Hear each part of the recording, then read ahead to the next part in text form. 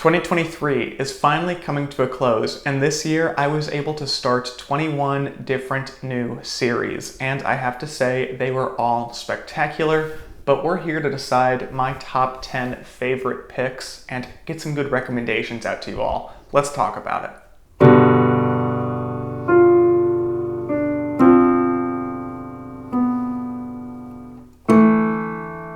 Hey there everybody, welcome back to Fantasy Inc. My name is Wyeth, and today we are going over my top 10 favorite series started in 2023. Some of these I'm all caught up, and others I was just able to finish the first book. These are the series I was able to do videos on, mostly, so it'll give y'all a good opportunity to say, if you like some of my descriptions in this video, go check out another video on my channel with more detailed info if y'all are looking for that.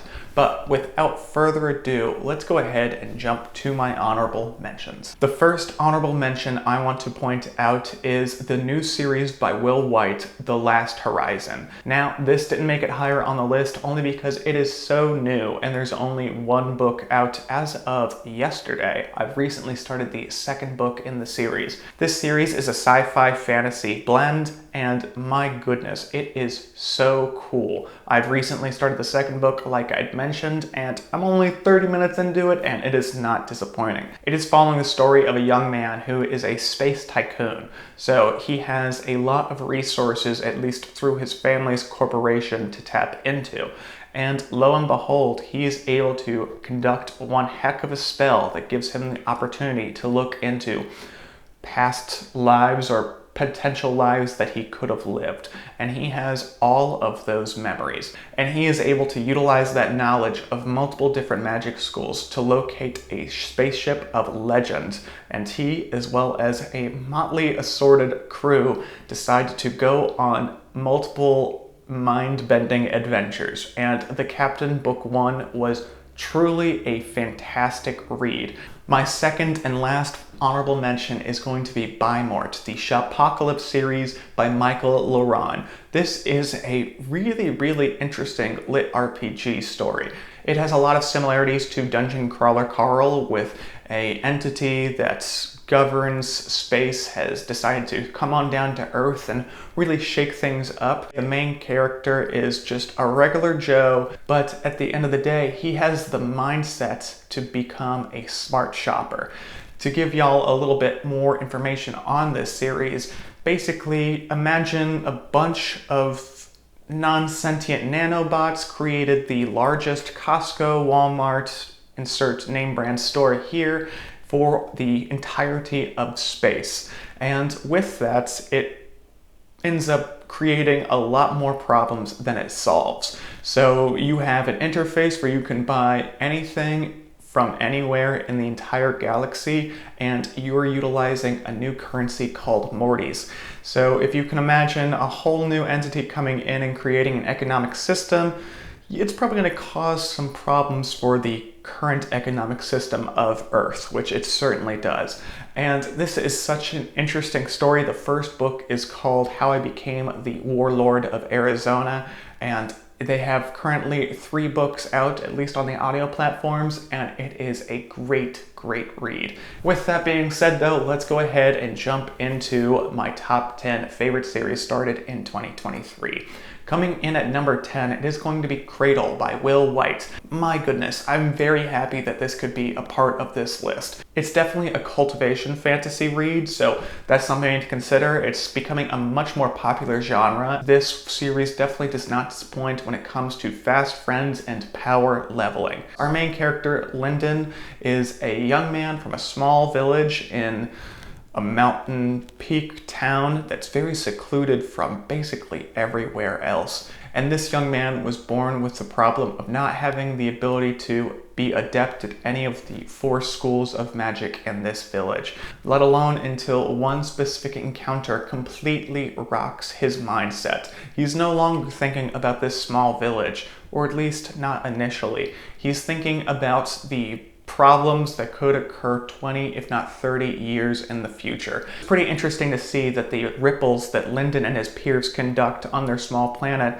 have on the entirety of the galaxy, if not their universe. So definitely one to check on out. If you love cultivation fantasy, you will not be disappointed. Coming in at number 9, we have Riyria Revelations by Michael J. Sullivan. This story follows Hadrian and Royce, the two thieves that make up the group Riyria, and they are doing their best to eke out a life on the peripheral of what could be considered polite society. They are able to pull off really incredible jobs with their combined might, and what they lack in some would say forethought into the situations they get themselves in, they definitely make up for in their banter between one another. This is definitely more closely related to a high fantasy read, and it has 3 books in the series itself. Now, initially, this series was a web serial, if my memory serves me correctly, and had 6 books out. When it got picked up for publication, however, the publisher had recommended to the author that they combine books 1, 2, 3, 4, and 5 and 6 because they were a little on the shorter side. And I'm very thankful they did that. It saved me some money when it came to Audible, as well as it definitely did amplify the series as a trilogy, in my opinion. At number 8, we have Defiance of the Fall, written by the first Defier himself, J.F. Brank. This is a lit RPG / cultivation fantasy read, and it is fantastic. There are currently 11 books out, at least when it comes to the audio platforms, and my goodness, I love this series so dang much. It follows Zach Atwood, our main protagonist, who's currently on a camping trip with his girlfriend and her friends. That is until he is bombarded with a system message, letting him know that if he wants to survive, he has to roll pretty dang good because he's up against a much more powerful being. With all that, he then realizes that his planet, Earth, has been combined with a few others to be inducted into the new universe led by the system. Yes, there is power leveling, and my goodness, there is a lot of it. I would not want to be on the other side of Zach if he's got an axe in his hand, because this man is truly relentless, and many of his foes realize the same thing. If you're looking for a deep dive into what cultivation fantasy can truly be, then this is definitely the series for you. Number 7 is going to be Greatcoats by Sebastian de Castell. This series is one very similar to Riyria Revelations, but is a little bit more grim-dark. It is high fantasy, and it follows Falcio. Our main protagonist is a knight of the realm, or you could consider him even a magistrate as well, but they are known as the Greatcoats. And when the series picked up, they are very much looked down upon by the rest of society. And you'll have to check out the book and to find out why that is. But at the same time, even though him as well as his friends are trying their best to manage some semblance of a lifestyle, they're definitely on a path to gain knowledge and justice into why their king had abandoned his responsibilities and almost let them out to dry. Because, to be quite candid, they were almost like brothers. This series is so freaking good. My goodness. The relationships between Falcio and his friends, as well as the ones he makes along the way by mentoring people you would not expect him to mentor, and becoming romantically involved with ones that kind of come out of the blue in some specific scenes of the book. My goodness, it is so good. And it's very interesting to get further into the series and really unravel more and more about Falcio's past, as well as this mysterious king that we learn about in the first book. Number 6 on this list is going to be Primal Hunter, written by Zogarth. This is another lit RPG web serial, and my goodness, I love this series so dang much. Our main protagonist, Jake Thane, is an introverted office worker, and he is with his coworkers when he finds out his universe has been inducted into the multiverse, the 93rd rendition of it exactly. Now, Jake Thane has something pretty interesting about him that you'll have to pick up the series to find on out, but it definitely sets him in front of the pack. He is going through a different archetype that we see most other protagonists go through in these gamified worlds, and he's going to become an archer. It is a very, very good choice for Jake Thane because he is one heck of a hunter. And I really, really enjoyed this series. The further you get into it, the more power leveling that Jake really gets involved with, and he makes some very good fast friends along the way that are able to steer him on the right path. But this man has one goal and one goal only.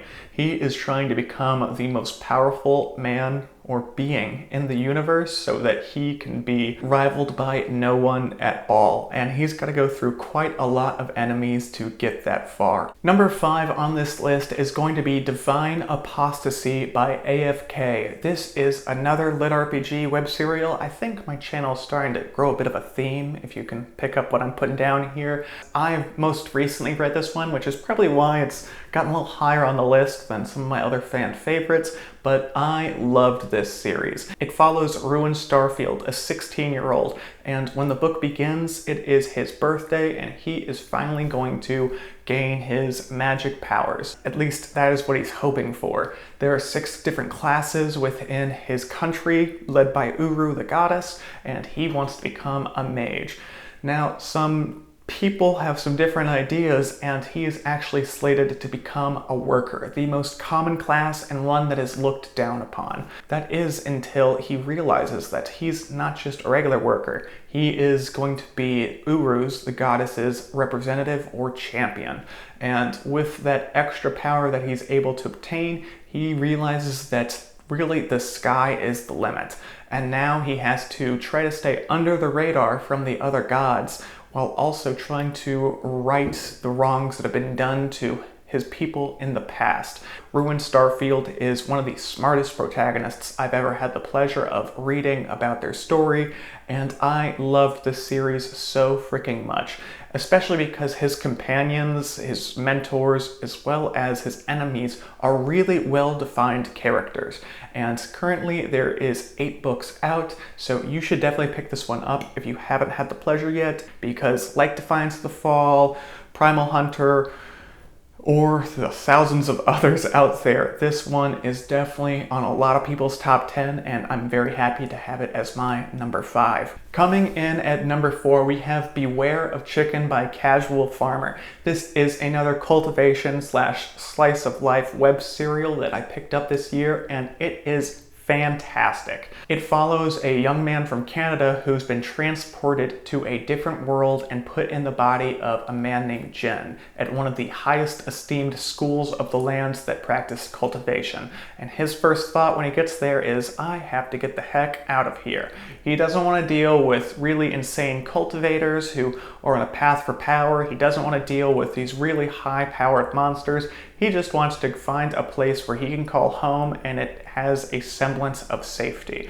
And he decides to take a trip all the way across the continent to a very, very low cultivation zone where he can try to eke out a life as a farmer. Now, this story is very much toned down from these other web serials that I've listed here because it's not about power progression. This is about a young man trying to lead a life, and that's what you get with this series, and honestly, it's very refreshing to see an author taking this kind of a turn with his books. Now, at the same time, there are some really intense battles and some very, very interesting cultivation stories here, but at the end of the day, Jin's just trying to have fun. And what this story lacks for in really fast-paced power leveling, you get a very, very interesting warm-hearted genre feel. It's something that you can definitely just open up if you're looking for a good time and you want a smile on your face. So that is why you should pick up Beware of Chicken if you haven't already. Number 3 on this list is going to be Red Rising by Pierce Brown. This is a sci-fi series and it is phenomenal. Now, to give a caveat here, I've only read the first 3 books. There is currently 6 books out, and I hear it just gets better and better and better, but I wanted to create a gap between book 3 and book 4 to really appreciate the first 3. This is the hero's journey personified. Our main protagonist is a young man who's known as a Red, and his job, as well as his people's job, is to colonize Mars for the Golds, the people of higher status within their society. That is until he's faced with some hard, difficult decisions, as well as some deaths of some characters you don't think are gonna go too early.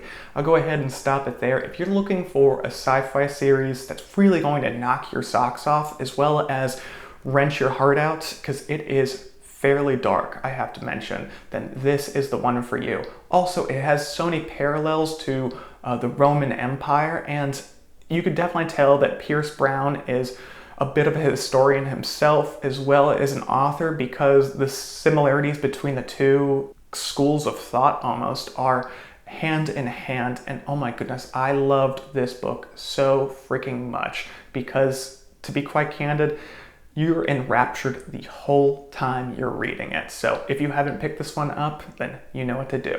Coming in at number 2, we have Superpowers by Drew Hayes. This story is phenomenal. It follows a group of young men and women who are all going to college. But the wrench gets thrown into the story when you realize that they all have superpowers and are training to become superheroes. Now, the story even gets more intense when you realize that they are known as Powards, or at least they were. Powards are people with superpowers, but they cannot control them, like those known as supers. So they are very much looked down upon by society. But a new test and invention has given them the ability to control themselves and their powers. And now they are known as the test case and are trying to blend in with the rest of their classmates while trying their best to really get a handle of those powers and become superheroes in the future. All the characters here are so well defined and fleshed out, and you really do fall in love with each and every single one of them. And I'm not lying here. If you're looking for something that's going to keep you on the edge of your seat but can be relaxed, like something like Beware of Chicken, then this is the one for you. Now, the moment we've all been waiting for, my number 1 favorite series I started this year is going to be Dungeon Crawler Carl by Matt Dinniman. Dungeon Crawler Carl is definitely a contestant against, I would say, any other book that I've ever read. It is such an interesting story of a guy who's chasing his cat at 2 a.m. in the middle of a very, very cold city, and he finds out that his world is basically been overtaken, and if he wants to survive, then he has to go into the dungeon and basically perform on this reality TV show filled with monsters, deaths, and traps for the rest of the universe. This is a great blend between horror, dark fantasy, as well as very, very lighthearted comedy. I'm just blown away by Matt Dinniman's writing style. Our main protagonist is known as Carl, obviously, and what he lacks for in pants, he definitely makes up for in grit. And he is trying his best to not only survive into all these dungeon levels, but as well as take down the system as a whole. And you think that's a pretty tall order, and I guarantee you it is, but he is able to really mess up the plans of these really established entities that overrun this dungeon crawl. His main companion is one you would definitely not expect, and it is just so funny. Like, it is a lot of laughs, and I guarantee if you pick this one up, if you haven't already, you sincerely will be very happy you did. Though Matt Dinniman is also known as a horror author if you have ever picked up kaiju before. So that's something to consider as well. It does get very grim and it does get very dark. So it's this great blend, so you need to be prepared for it if you're going to pick this series on up. With all that said, that was my picks for the top 10 favorite series started in 2023. Please feel free to jump in the comments. Let's all get together and put our own lists out there, and we can get some great dialogue as well as some great recommendations for the other viewers. Because Lord knows for 2024, I need to hit the ground running, and I hope y'all feel the same. With all that said, I do appreciate everyone's time. Be sure to have a great rest of your week and be sure to keep reading.